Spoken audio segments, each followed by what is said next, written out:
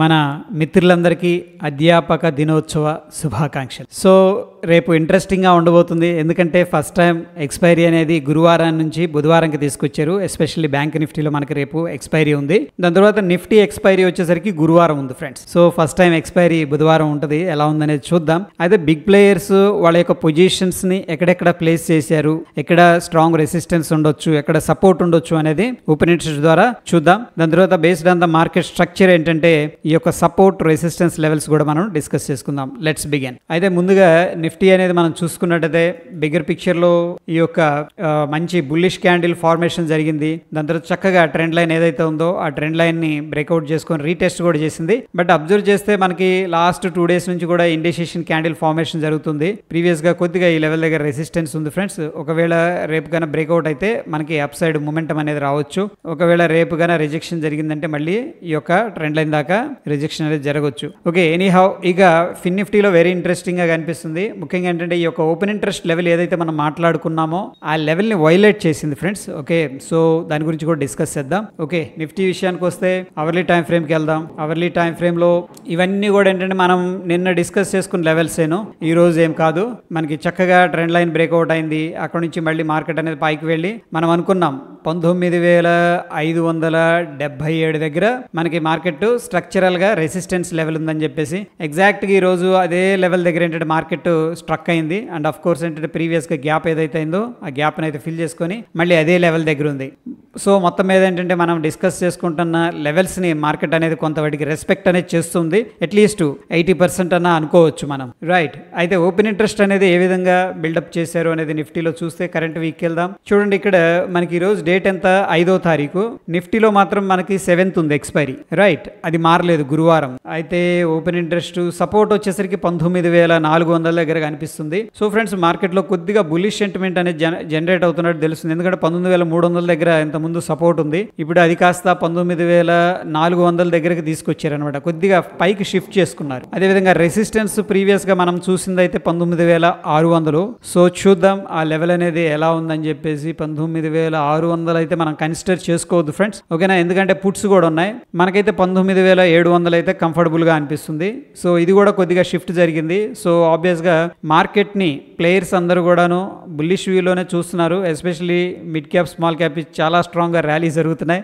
Even heavy weights కూడా ముందుకు వెళ్ళలేకపోతున్నాయి కానీ బట్ మన మిడ్ క్యాప్ స్మాల్ క్యాప్ అయితే స్ట్రాంగ్ గా పైకి వెళ్తూ ఉన్నాయి. ఎనీహౌ మనకి ఉన్న రెసిస్టెన్స్ లెవెల్స్ అయితే ఇవి ఫ్రెండ్స్. అదేవిధంగా ప్రీవియస్ గా మార్కెట్ స్ట్రక్చర్ ప్రకారం ఇక్కడ సపోర్ట్ అనేది డ్రా చేసుకున్నాం. మల్టిపుల్ టైమ్స్ అనేది ఇక్కడ సపోర్ట్ అనేది తీసుకుంది. ప్రస్తుతం ఏంటంటే ఈ యొక్క సపోర్ట్ ని షిఫ్ట్ చేయడం అనేది జరుగుతుంది.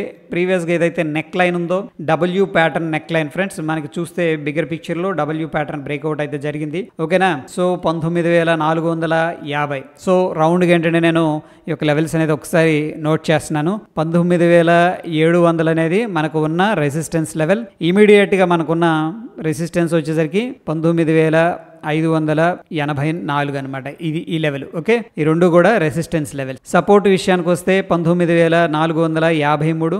రౌండ్ నంబర్ వచ్చేసరికి 19,400. ఈ బ్లూ కలర్ లో ఉన్నది వచ్చేసరికి మనకి ఓపెన్ ఇంట్రెస్ట్ ప్రకారం సపోర్టు రెసిస్టెన్స్ లెవెల్స్. సో ఇది మనకున్న సపోర్టు నిఫ్టీలో. ప్రస్తుతం అయితే కొద్దిగా ఈ యొక్క లెవెల్ దగ్గర స్ట్రగుల్ అవుతుంది. ప్రాఫిట్ బుకింగ్ అనుకోవచ్చు. సో ప్రాబబ్లీ ఈ లెవెల్ కానీ బ్రేక్అవుట్ అయితే ఫాస్ట్ గా కూడా మనకి అప్ సైడ్ అనేది మూమెంట్ అనేది కనిపించవచ్చు. అండ్ నెక్స్ట్ వీక్ ఎలా ఉందనేది ఒక్కసారి జనరల్ గా చూద్దాం. మనకి 19,700, 19,800 కొద్దిగా కాల్స్ ఓపెన్ ఇంట్రెస్ట్ కనిపిస్తుంది. బట్ మేబీ ఓ టీమ్స్ సెల్ చేసి ఉండొచ్చు. బట్ ఎట్ ద మనీ దగ్గర ఎనఫ్ ఈ యొక్క పుట్స్ కాల్స్ రెండు కూడా సెల్ చేసి పెట్టారు friends, okay. Next week interesting గా సేమ్ ఏదైతే మనం మాట్లాడుకున్నామో అదే లెవెల్స్ అనేది అప్రాక్సిమేట్ గా కనిపిస్తూ ఉన్నాయి. ఇకపోతే బ్యాంక్ నిఫ్టీలో చూడండి, మనం మార్నింగ్ ఈ యొక్క 44,700 అనేది ఓపెన్ ఇంట్రెస్ట్ ప్రకారం రెసిస్టెన్స్.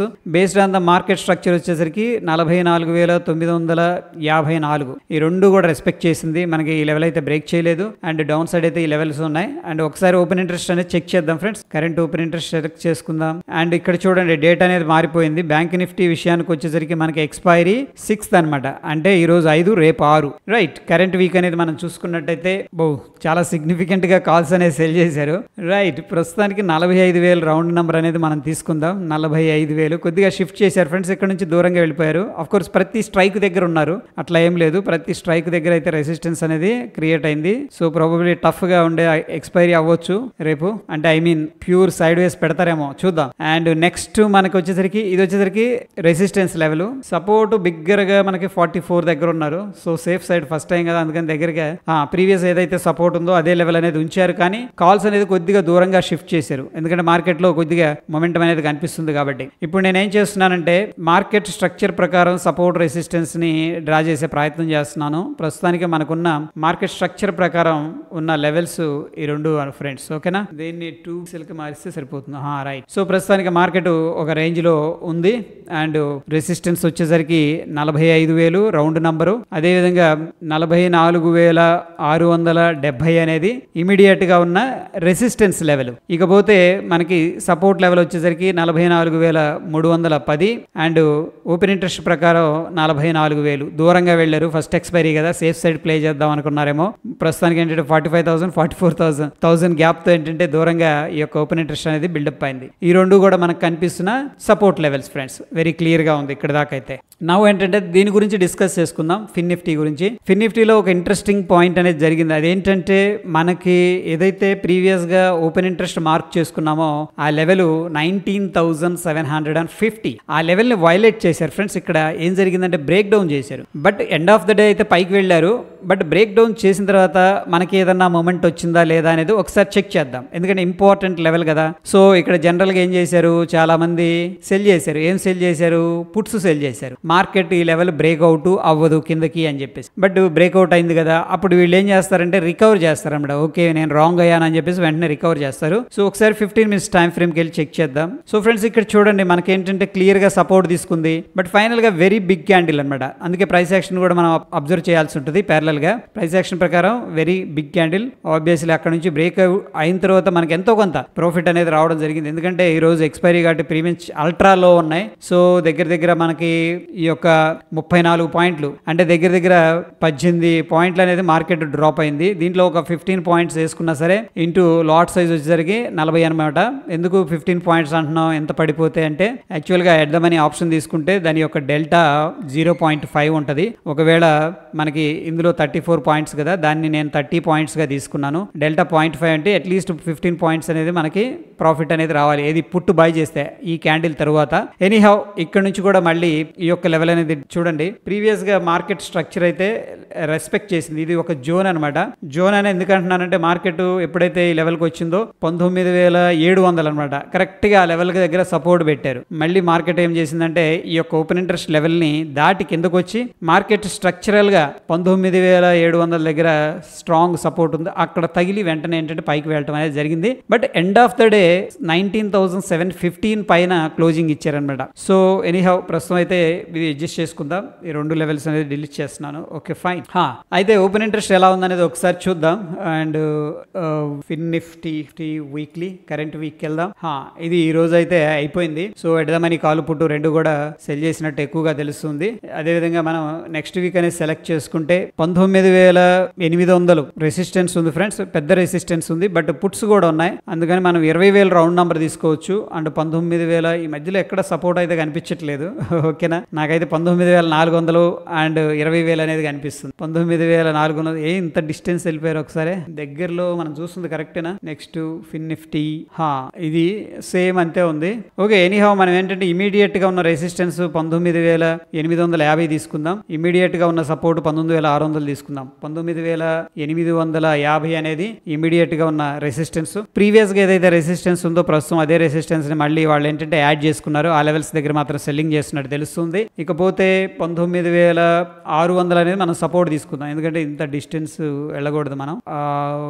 19,600 కనిపిస్తుంది, అది కూడా సారీ 19,600 కనిపిస్తుంది మనకి సపోర్ట్. ఓకే ఫైన్, 19,600 అనేది సపోర్ట్ అనేది కనిపిస్తుంది. ఇక based on the market structure కొద్దిగా దగ్గరకు తీసుకొచ్చే ప్రయత్నం చేస్తున్నాను. అదేవిధంగా గా ఇక్కడ నుంచి మనం మార్క్ చేసుకుంటే ఈ రెండు levels friends. So based on the market structure and open interest ఏంటంటే క్లియర్ గా ఫిన్ నిఫ్టీలో చూడండి, మనం చూస్తున్న దీంట్లో 19,850, 19,816 మనకున్న ఇమీడియట్ రెసిస్టెన్స్ లెవెల్స్, 19,700, 19,600 మనకున్న సపోర్ట్ లెవెల్స్ అనమాట. ఒకవేళ మార్కెట్ అనేది కన్సోలిడేషన్ తీసుకొని మళ్ళీ బ్రేక్అవుట్ అయింది అనుకోండి ఫ్రెండ్స్, లేదు ఈ యొక్క ట్రెండ్ లైన్ కూడా డ్రా చేసుకోవచ్చు మనం. ఓకేనా, మనం ఇక్కడ నుంచి డ్రా చేద్దాం ట్రెండ్ లైన్ అనేది, ఎందుకంటే అది గ్యాప్ అప్ జస్ట్ ఎమోషన్ కాబట్టి దాన్ని నేను ఇగ్నోర్ చేస్తున్నాను. ఈ ట్రెండ్ లైన్ అనేది మనం కన్సిడర్ చేసుకోవచ్చు అట్లీస్ట్.